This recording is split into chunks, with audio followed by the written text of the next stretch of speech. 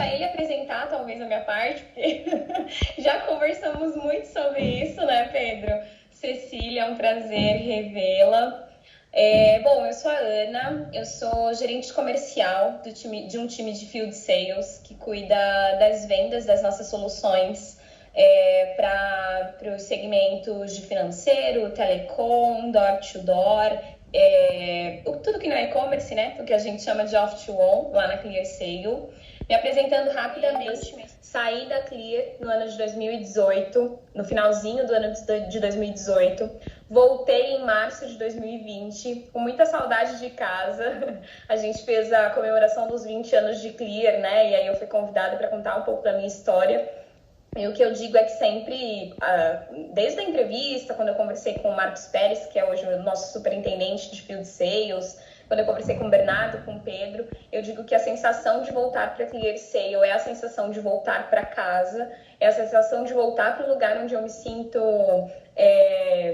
à vontade, né? Toda a questão da liberdade com a responsabilidade e a vontade para unir a pessoa que eu sou com a profissional que eu sou e estou querendo ser. Recentemente tive essa promoção, inclusive começou agora no dia 1º de junho, para traçar essa carreira super desafiadora que é a gestão de pessoas, mas eu tenho pessoas muito inspiradoras que já passaram pela minha trajetória aí, que impulsionaram a minha carreira e que me permitem ter uma base muito boa para começar esse desafio.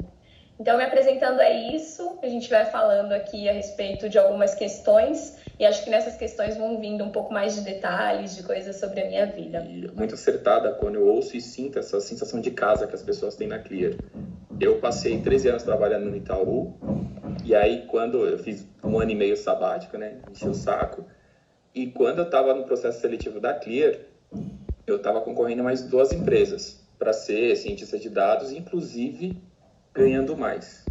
Mas aí não era dinheiro que eu estava atrás do que eu tenho hoje.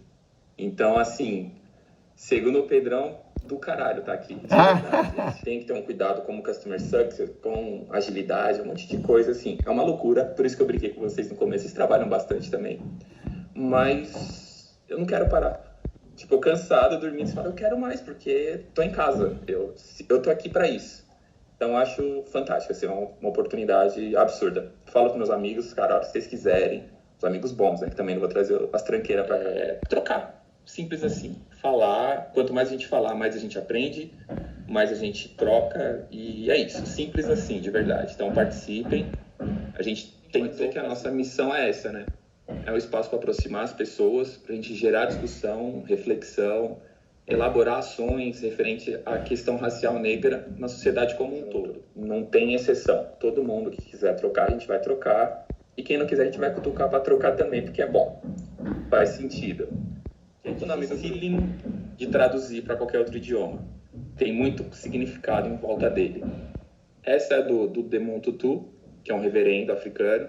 É a definição que ele conseguiu passar para o mundo. Eu sou porque tu és. Ou seja, ninguém é individualmente, aproximação de Ubuntu. E aí, quando a gente vai falar sobre racismo, a ideia aqui é fazer uma construção com vocês para a gente poder conversar e ter as ideias mirabolantes. O racismo, na verdade, ele nasce com a ideia de não pertencimento a uma cultura e gera a percepção de inferioridade dos demais. Ou seja, se você não pertence à minha cultura, você é inferior a mim. Praticamente um princípio de guerra. Ele sempre existiu nas questões das civilizações que a gente tem data, tem uma maior história. Então, na Grécia, a diferença era intelectual. Os filósofos tinham escravos, os senadores, enfim, todo o povo. As camadas e classes sociais naquela época era muito pela intelectualidade. Em Roma também existiam escravos, e aí também segue essa questão de pertencimento ou não à cultura. Existiam escravos alemães, muito provavelmente guerreiros que, né, nos confrontos de expansão eram dominados, e aí eles traziam para ser escravos. Na Idade Média ainda existe essa ideia de racismo, porém ela é pautada pela religião, que é a questão das cruzadas, da expansão cristã, os muçulmanos, enfim, as guerras que acontecem. Hoje ainda acontece com o pessoal judeu, mas era dessa forma. É diferente do que a gente sente, do que a gente percebe hoje para nós. E aí eu fiquei muito chateado em saber, porque uma das minhas formações é que eu sou matemático. Foram elaborados estudos científicos afirmando a inferioridade mesmo, intelectual e biológica das raças não brancas. E eu fiquei chateado porque um dos caras que está envolvido nisso é o Voltaire. Você fala, pô, cara, você tem tanta contribuição filosófico-matemática e você jogou uma dessa pra gente? Enfim, é triste. E aí, com base nisso, nessa ciência, ela sustentou, o racismo sustentou a transição para o capitalismo, né? A gente começou a sair daqueles modelos feudais para o capitalismo. E aí começou a fomentar a manutenção e continuidade da exploração colonial. Ou seja, no capitalismo antigo, tinha que ter uma forma de acumular capital explorando a mão de obra. No caso, se tornou um mecanismo, ao longo do tempo, essa transformação, se a gente fala desde o século XV, importante para a reprodução do capital. E aí ele passa a ser estrutural. Porém, a gente nunca pensa em qual é essa estrutura, por que ele é estrutural.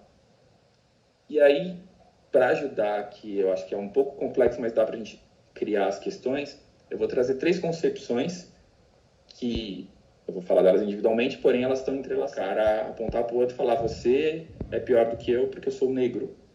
Você é isso ou aquilo. Essa das 3 é a mais fácil de se resolver. Então, como ela se dá? Ela se dá através da ação individual. Então, a gente não entende inicialmente qual que é o motivo daquele ser humano fazer isso, daquela pessoa, o indivíduo. É motivada pela diferença racial mesmo, para alguém de um grupo inferiorizado. Então, no caso de um branco para o negro, ou às vezes acontece também com os japoneses, que são as pessoas de pele amarela. E aí a intenção, nesse contexto individualista, a intenção individual do agressor, ela não é normal. Ela é entendida de um ponto de vista jurídico, moral, de sociedade, não é algo normal. Então, ele está cometendo realmente um ato de violência individual, social, que falta o valor necessário para ele estar inserido naquela sociedade, falta educação, tem a questão de poder, como é o caso do Brasil. Racismo é um crime, então eu prendo e isolo esse cara, e o ideal seria, na verdade, educá-lo, que é a questão institucional. Então, antes de pensar até na questão do racismo, o que é uma instituição, seja lá qual for? Pode ser de ensino, pode ser instituição jurídica, sei lá, polícia, né? A polícia é uma instituição.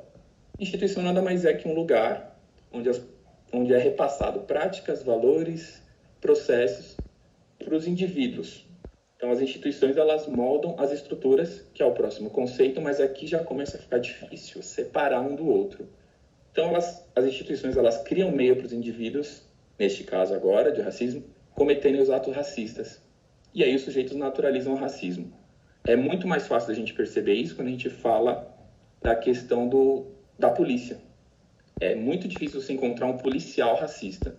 Mas numa abordagem que está 2 pessoas, eu já passei por isso diversas vezes, está um negro e um branco, ele vai com mais agressividade para o negro. Ele vai se defendendo do negro. Na essência, aquele indivíduo, embora ele seja um policial, ele é um indivíduo, ele nem sabe por que ele está agindo daquela forma. Mas ele age. E aí a resolução disso começa a ser a questão da política interna da instituição. Que uma instituição, ela é moldada internamente por conflitos. E aí tem questões de poder, política, enfim. Tem que se gastar um pouco ali dentro para poder mudar alguma coisa. É uma dificuldade já mudar. Ou seja, eu isolo o cara, eu dou mais informação, eu treino aquele cara. Já numa instituição eu tenho que... É uma questão de poder político. Aí já fica mais difícil. É um fenômeno ligado a toda a reprodução do funcionamento de todas as estruturas sociais, econômicas, políticas, jurídicas e ainda a subjetividade ideológica de cada indivíduo. Então, nesse contexto que o que a gente vive, o racismo ele é um processo que cria cenários. E que cenário é esse? É o cenário de alienação cotidiana de todos nós. Um exemplo que fica fácil, é triste, mas fica fácil a gente entender a questão do cenário, que é fácil. A gente tinha o policial criado da instituição, cometendo aquele ato de violência contra um homem negro, e o cenário, que é o que mostra a alienação, existiam pessoas gravando aquela cena. Mesmo sendo ela bárbara, pesada, e é aí que mora a alienação. A pessoa, muito provavelmente, não era racista, não estava por prazer, ela está alienada. Ela não gritou para o policial, não faça isso. E a gente fica louco. Se você perguntar para essas pessoas, elas não são racistas individualmente. Então, é uma alienação geral para qualquer tipo de cenário racista. E a resolução disso ela é complexa porque ela depende de ação política, dirigida para os indivíduos, para as instituições e mudanças nas estruturas sociais. Existe aqui pontos de vista políticos partidário diverso, questão jurídica também, enfim, é bastante coisa. Aí a gente quis trazer essa visão para vocês, para poder falar de dados agora. E aí a Aninha vai passar um pouquinho para vocês começarem a ver os dados. Eu tenho formação matemática e eu formada em marketing vou falar sobre os dados. Mas é gostoso fazer esse exercício. Eu vou falar sobre os dados numa T que eu fiz para quem é SEO. Eu trouxe alguns aspectos, né, sobre os quais o racismo ele afeta a vida das pessoas negras. E a gente resolveu colocar aqui alguns que podem trazer à luz, né, as questões das desigualdades, principalmente sociais, socioeconômica, de educação e de mercado de trabalho. A classificação do IBGE. Então, aqui está a distribuição dessa população, segundo os estudos que foram feitos em 2018, a distribuição, né, dessa população. Então, a gente tem a população branca, a população parda, a população preta e aí somadas a amarela e indígena. Pode passar. Da população negra, juntando aí pretos e pardos, essa taxa ela chega a 9,1%. Então, a gente está falando de mais do que o dobro da população negra analfabeta em relação à população branca. Ela tem acesso principalmente às universidades particulares e aos cursos que estão mais ligados a questões, a cursos menos concorridos, que são ligados às questões sociais, às questões humanas, principalmente, tá? Concursos e cursos de ponta. Mulheres negras ao longo de toda a minha formação e um professor pardo mais no ensino médio. Estudos sobre a evasão dos negros, dos pretos e pardos nas escolas. Depois a gente pode passar para vocês. Ela é muito maior entre a população preta e parda. E aí a gente começa, eu que trabalho com vendas, né? Para mim é muito comum falar sobre funil, né? E aí a gente já começa a ver como esse funil, ele vai afunilando, né? Ele vai de fato se tornando mais cruel para a população negra, tá? Ele tem cor, né? Ele tem raça e ele tem também gênero. Quando a gente está olhando para a população preta e parda, o desemprego ele gira em torno de 17,8% para a população preta e 15,4% para a população parda. E aí aqui nesse estudo eles dividem, né, a população preta da parda, porque hoje todas as plataformas e os assuntos de negritude, de diversidade racial que a gente vem discutindo, já permite com que a gente aprofunde um pouco mais nessa discussão e vá também para a questão do colorismo, né? Então, as pessoas que têm a pele mais retinta, a pele mais escura, elas tendem a sofrer muito mais com o racismo do que as pessoas que têm a pele mais clara, né? A gente sempre teve o mito, um dos maiores, para mim o maior, socialmente, quando a gente olha, que é o mito da democracia racial, né? Porque o Brasil é um país de pessoas miscigenadas, então ninguém é só branco, ninguém é só preto. Mas hoje a gente vê como a cor da pele, ela influencia diretamente em como o racismo ele vai te afetar. Para aprendizes e quando a gente olha para trainees, né? Quando a gente tem nos cargos de CEO, nos cargos de executivos, as pessoas pretas, as pessoas negras, elas são de fato uma parcela muito pequena. E aí olhando para o trabalho, né, das empregadas domésticas, 18,6% das mulheres negras no mercado de trabalho são empregadas domésticas. E do total de empregadas domésticas, 62,9% são mulheres negras. Né? Então, quando a gente olha para essa questão da diversidade, é muito importante que a gente olhe para o lado, a gente vai falar um pouco mais sobre isso, mas que a gente olhe para a diversidade como algo a ser discutido, porque eu, enquanto mulher negra, a minha chance de ser uma gerente comercial e a minha chance de ser uma empregada doméstica era muito maior de ser uma empregada doméstica. Eu trouxe alguns estudos dos salários dividido por sexo, porque quando a gente tem um recorte do gênero, ele também dá uma aprofundada nas diferenças, né? E também por setores, tá? O primeiro que eu trago é o geral, então a remuneração média da população, ela é de R$ 3.156, quando a gente olha para todos. Quando a gente olha para o homem branco, para o homem não, desculpa, aí não tem o recorte de gênero. Quando a gente olha para o branco, a gente tem R$ 3.217 em média de salário. Quando a gente olha para o preto, a gente tem R$ 2.195 de salário em média. Os movimentos discutem isso, então o movimento feminista discute a questão da interseccionalidade das mulheres negras, o movimento negro discute a questão da interseccionalidade de gênero, né? Volta só um Douglas, elas ganham ainda mais do que os homens negros e pardos, né? Então todo esse recorte ele é necessário para a gente enxergar como essa pirâmide social ela é estruturada. Então a média de salário em serviços, por exemplo, para uma pessoa de origem oriental, amarela, ela é de R$ 4.481. De uma pessoa branca, ela vai para R$ 3.480. E quando a gente olha para uma pessoa preta, a gente tem R$ 2.249 recortes que vai determinar no mercado quanto uma pessoa ganha, tá? Então tem aí as diferenças. Então também é importante, eu e o Douglas estamos aqui falando sobre negritude, né? Mas quando a gente faz o recorte de raça, também é importante a gente olhar para outras raças inferiorizadas, como os indígenas, por exemplo. Para vocês terem uma ideia, 75,5% das vítimas de homicídio no Brasil são pessoas negras, pretas ou pardas.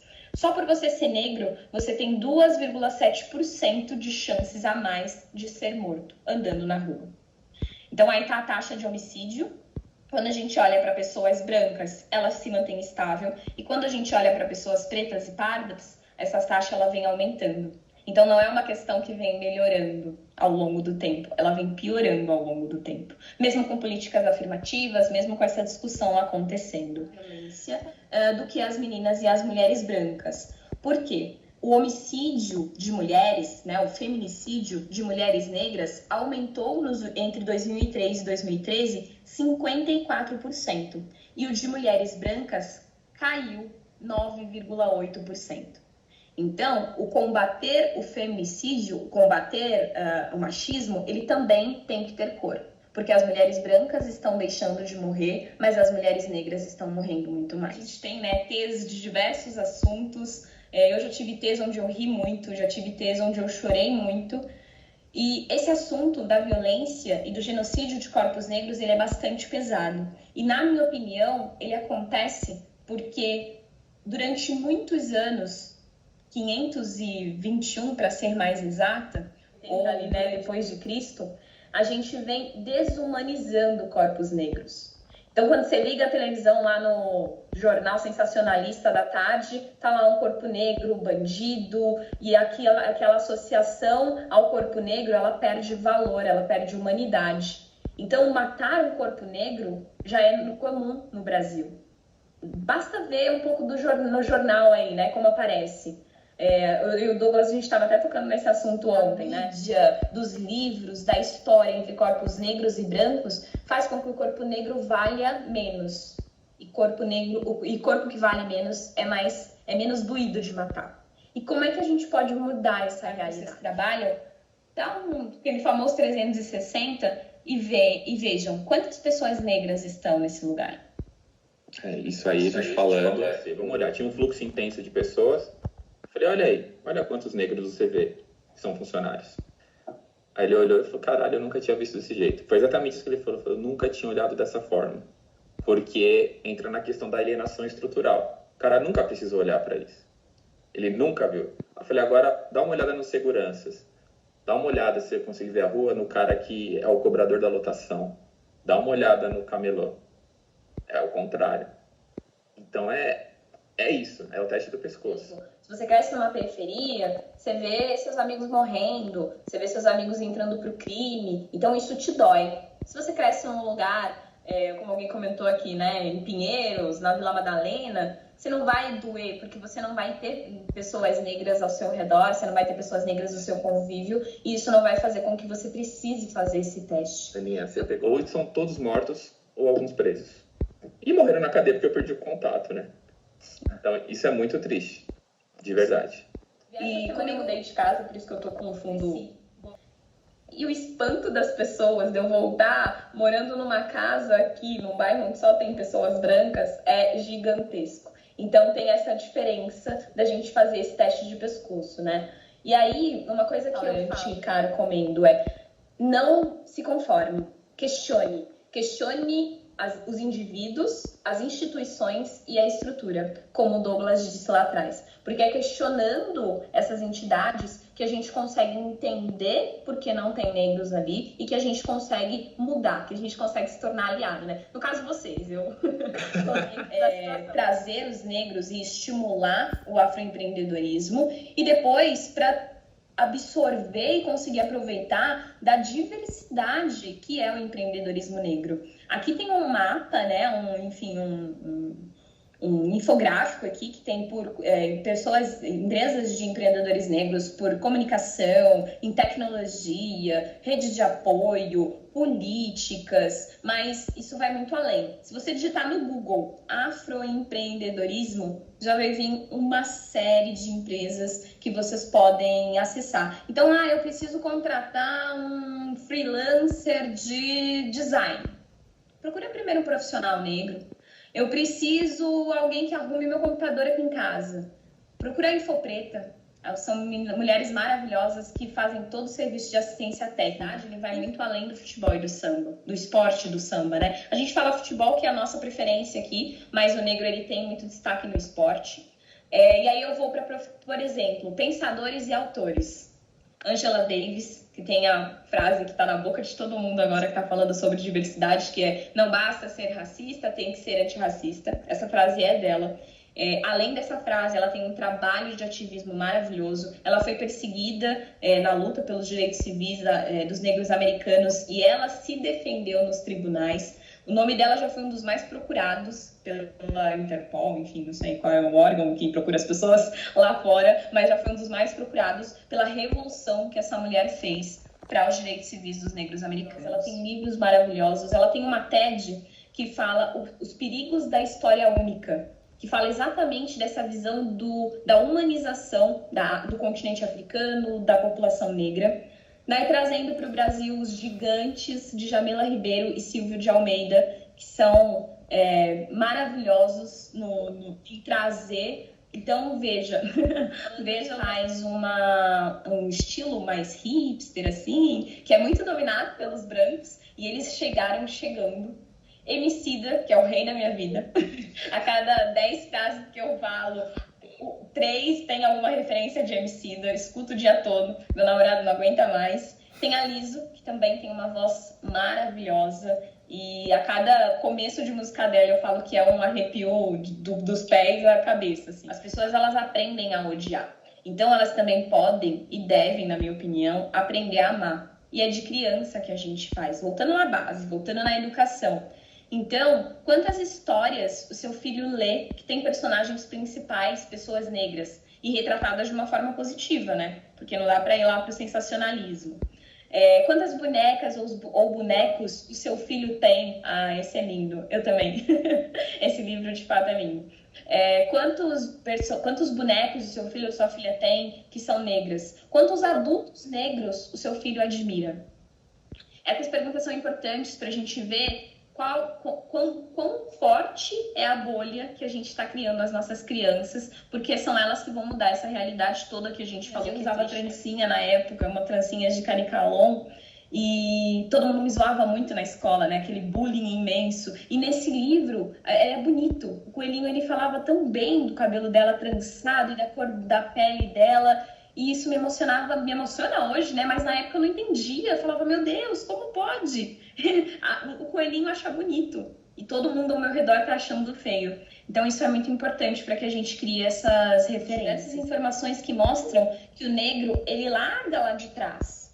Então, chegar uma vaga, pessoa negra que tem o inglês fluente, 4 cursos de especialização, 5 faculdades, enfim, especialização pós no exterior, você não vai conseguir trazer diversidade para o seu time, para a sua equipe, porque isso é exceção.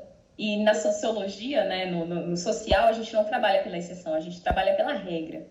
Então, vai ser difícil de encontrar. Mas, de novo, não é caridade, não é benfeitoria, porque está provado que empresas mais diversas são mais lucrativas. Tem essa pesquisa da McKinsey que saiu, que mostra o quanto as empresas elas são mais lucrativas, olhando para a diversidade de gênero e para a diversidade racial. Então, é para trazer outras visões de mundo para o centro, né, para a sua empresa comercial. E hoje, quando eu olho para o comercial, ou para todas as áreas da ClearSale, a gente ainda está caminhando, né, Douglas, com o nosso grupo lá, temos ainda um trabalho pela frente, mas quando eu olho para a ClearSale, eu vejo o quanto a diversidade, pouca, mas presente, e mais do que em outras empresas, faz a diferença na empresa, assim, na nossa empresa. Pelo tempo, eu vou passar 5 e aí a gente abre, eu não sei se a Aninha consegue, eu posso ficar um pouco. E promover a inclusão é tirar para dançar. Ou seja, não adianta só bater o número, foi esse um dos motivos que a gente trouxe o contexto, os conceitos para ficar tudo claro e chamar vocês para dançarem com a gente também. Então aí a pergunta é, que estágio a gente observa isso no nosso trabalho, na nossa escola, dos nossos filhos, faculdade, não importa, nos círculos sociais em geral. E aí a gente percebe ações para promover a inclusão efetiva ou apenas a diversidade, ou nem isso. Pode ser que a gente aconteça. A gente também influencia, o indivíduo também influencia o meio, mas nesse caso específico, acho que existe muito disso. É por isso que a gente convida para reflexão. Sofreu preconceito da sogra dela, a mãe do meu pai. Ela era racista. É uma loucura, tipo, quando a gente começa a falar de racismo, está muito longe. Tanto que, assim, meu pai morreu, eu era pequeno, e pequeno, tipo, com 2 anos, gente. E eu não tenho contato com a família do meu pai por conta disso. Minha mãe falou, quer saber? Vou tocar meu rumo aqui e se vira. Então, como é que isso chegou até você? Como é que os nossos antepassados, que a gente teve contato, foram educados com esse tema? Vocês conseguem perceber o quanto isso influencia e pode ter chegado até nós? Isso é algo que a gente não pensa do nada. Está longe de ser reproduzida na mídia, na TV, na publicidade. Por que será que isso acontece? Por que a gente se estranha quando entra uma Maju para falar sobre o tempo no Jornal Nacional? Qual que é o problema? Por que a gente estranharia, de tantos brancos quanto os negros, se todos os ministros do STF, por exemplo, fossem negros? Certamente ia gerar algum tipo de comentário. E por quê? Não deveria. E aí você está confortável com esse número, né? Com essa sua bolha, e cada um de nós tem a nossa própria bolha. Existe alguma ação nesse sentido? E aí eu volto com a conexão com a Aninha. Não é por caridade, tá, gente? Mas é para reflexão. É simples assim. Buscar e ampliar a sua visão sobre o racismo.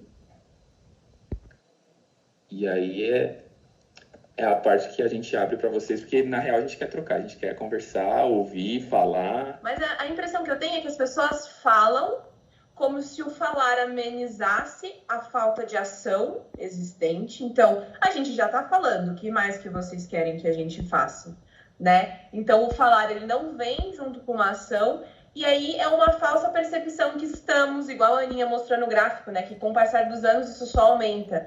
É uma falsa percepção que estamos, sim, cada vez mais inclusos, diversos, quando, na verdade, é toda uma comunicação que é feita a favor disso e pouquíssimas ações, né? Então, isso é uma coisa que acontece e a gente para tudo para pensar, né? Porque como a gente já escuta muito, fala, então deve estar não ótimo, porque vai demorar muito ainda, né? Já melhorou, né? Você falar com matemática, com estatística muito facilmente, aliada a uma narrativa de conforto, tipo, olha, já não somos mais racistas. A gente não enxerga a estrutura, a gente enxerga o individual. E aí gera essa sensação.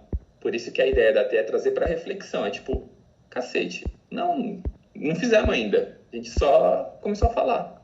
Vamos fazer? O que dá para fazer? E aí a gente começa a desenrolar isso. Eu postei de uma página que é muito legal, chama Afroestima. Depois a gente pode criar uma listinha de referência e aí a gente passa para vocês encaminharem. E aí, o que choveu de pessoas brancas falando, eu não sou racista, eu já namorei a pessoa negra, eu já tenho amigo negro, eu ouço Beyoncé. Eu ouço Beyoncé, é ótimo. Não, teve uma mulher, inclusive, na rede social, que ela falou que ela não era racista porque a cachorra dela era preta.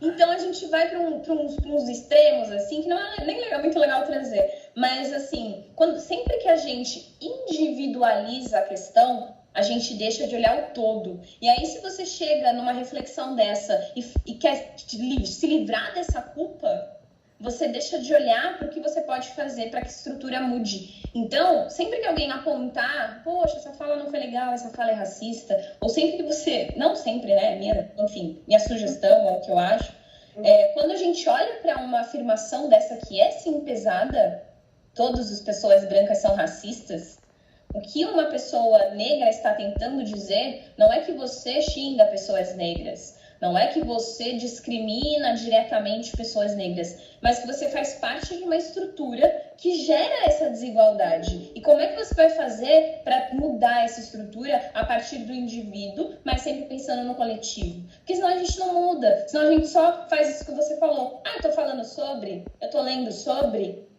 então tá tudo bem, mas os números estão aí. As mortes, cenário que atrasa muito a evolução aqui no Brasil, assim, nessa questão de ser velado.